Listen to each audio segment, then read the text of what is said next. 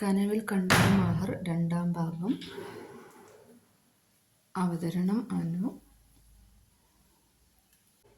Story of വേൾഡിലേക്ക് എല്ലാവർക്കും സ്വാഗതം. എല്ലാവരും ചാനൽ സബ്സ്ക്രൈബ് ചെയ്യുക.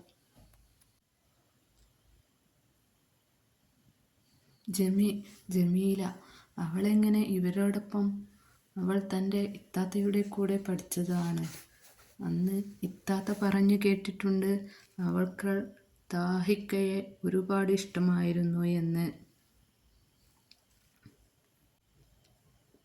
എന്നാൽ താൻ അതിനെപ്പറ്റി ചോദിച്ചപ്പോൾ എല്ലാം താഹിക്ക ഒന്നും അറിയില്ലെന്നു പറഞ്ഞു ഒഴിയുകയാണ് ചെയ്തിരുന്നത്.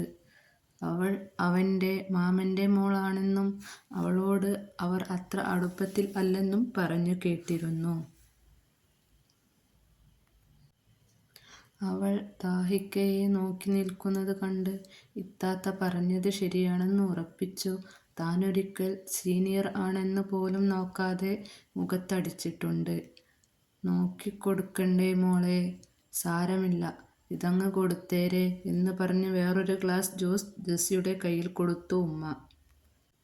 അവൾ ജമിയുടെ മുഖത്തേക്ക് നോക്കി. പൊതുവെ ഇരുനിറമായ അവളുടെ മുഖം വീണ്ടും ഇരുണ്ടിരിക്കുന്നു. ഉമ്മ നൽകിയ ജ്യൂസ് അവളുടെ നേരെ നീട്ടിയവൾ. ജമിയും ഒരു അലസഭാവത്തോടെ അവളിൽ നിന്നും ആ ഗ്ലാസ് വാങ്ങി. ചെറുപ്പം തൊട്ടേ തൻ്റേത് ആണെന്ന് കരുതിയവന് വേണ്ടി പെണ്ണ് കാണാൻ വരേണ്ട അവസ്ഥ തനിക്ക് ഒരിക്കലും ഉണ്ടാകുമെന്ന് കരുതിയില്ല. മനസ്സിൽ നോവ് കൊണ്ട് രക്തം കിനിഞ്ഞിറങ്ങുന്നത് അറിഞ്ഞു. ആ വേദന കടിച്ചു പിടിച്ചു ജമി.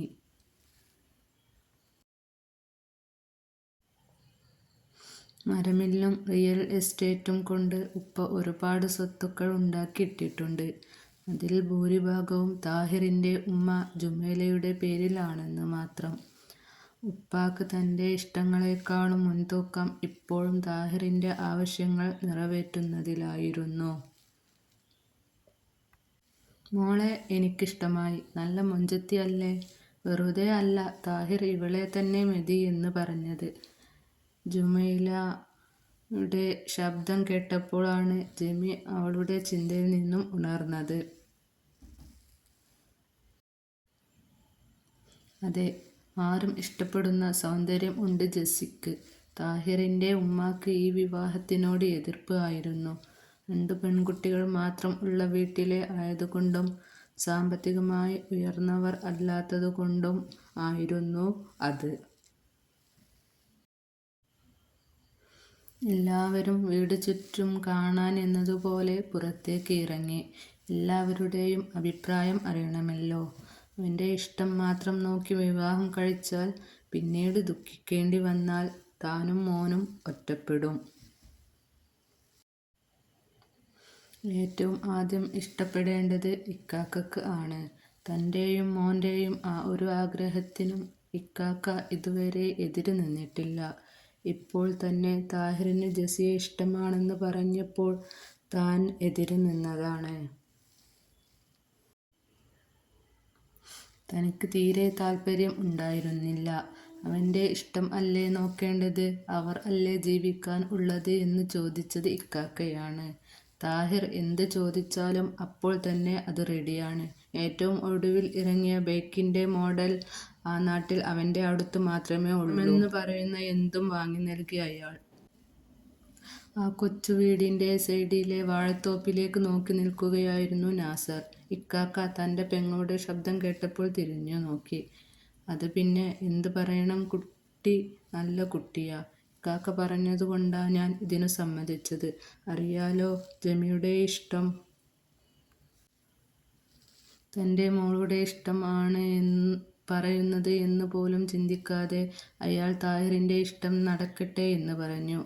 അവൻ ആ കുട്ടിയെ അത്രയ്ക്ക് ഇഷ്ടമായതുകൊണ്ട് അല്ലേ കുഞ്ഞോളെ, ഇഷ്ടമുള്ളവർ ജീവിക്കട്ടെ എന്ന് ഇക്കാക്ക പറഞ്ഞപ്പോൾ താഹിറിൻ്റെ ഉമ്മ ഇഷ്ടപ്പെട്ടാൽ ഇട്ടുകൊടുക്കാനുള്ള വളയുടെ പെട്ടിയുമായി അകത്തേക്ക് നടന്നു. വളയിടൽ ചടങ്ങ് കഴിഞ്ഞു. എല്ലാവരും ചായ കുടിക്കാനിരുന്നു. പത്തിരിയും ചിക്കൻ വറുത്തരച്ചതും ടേബിളിൽ അവളുടെ ഉമ്മയും അയൽവാസികളും കൂടെ നിരത്തി. ചെറിയ വീട് ആയതുകൊണ്ട് തന്നെ ചെറിയ ടേബിളും ആയിരുന്നു.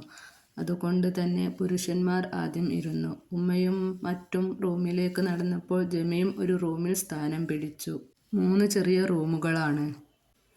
കുറച്ചു സമയം കഴിഞ്ഞതും അമ്മായിയും അവൾ ഇരുന്ന റൂമിലെത്തി. ജമീല അവരെ നോക്കിയില്ല. അമ്മായിയും അവളുടെ മുഖത്ത് നോക്കിയില്ല. തൻ്റെ മോനെ സ്നേഹിക്കുന്നവൾ ആണ്. കണ്ണീർ വീണാൽ അവൻ്റെ ജീവിതം ഓരോന്ന് ഓർത്ത് ആ റൂമിലെ ചെറിയൊരു ഷെൽഫിൽ കുറച്ചു ബുക്സിന് നടുവിൽ ഇരിക്കുന്ന ചെറിയ ആൽബം എടുത്തു മറിച്ചു നോക്കിക്കൊണ്ടിരുന്നു. ആൽബം നോക്കിക്കൊണ്ടിരിക്കുന്നതിൻ്റെ ഇടയിൽ ജെസ്സിയുടെ ഉമ്മയുടെ കഴുത്തിൽ കിടക്കുന്ന മഹർ താഹിറിൻ്റെ ഉമ്മയുടെ കണ്ണിൽ ഉടക്കിയത്. അജ്മൽ എന്നെഴുതിയ 2 ഹാർട്ട് ചിഹ്നങ്ങളുള്ള സ്റ്റോൺ വെച്ച ലോക്കറ്റ് കണ്ടവർ ഞെട്ടി. താൻ മോഹിച്ചു ഡിസൈൻ ചെയ്യിച്ച അതേപോലെ ഉണ്ട്. കൈ വിറച്ചു. അടുത്ത പേജ് മറിച്ചപ്പോൾ തളർന്നുപോയി അവർ. മുന്നിലെ ആൽബത്തിലേക്ക് മുഖം അടിച്ചു വീണു. ഇതിൻ്റെ ബാക്കി ഭാഗം അറിയാൻ കാത്തിരിക്കുക. സബ്സ്ക്രൈബ് ചെയ്യുക.